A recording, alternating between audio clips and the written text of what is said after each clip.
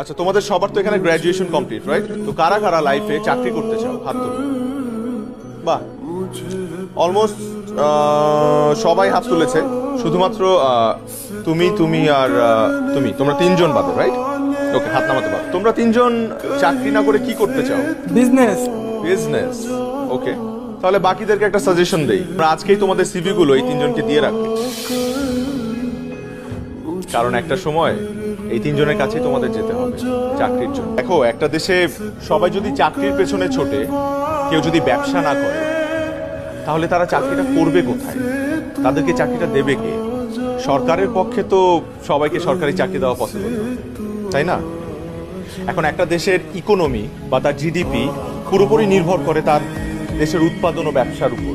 দেশে যত বেশি ব্যবসা হবে, তত বেশি কর্মসংস্থান হবে এবং তোমরা ভালো ভালো চাকরির সুযোগ পাবে। তারপর আমি খেয়াল করেছি যে সবার একটা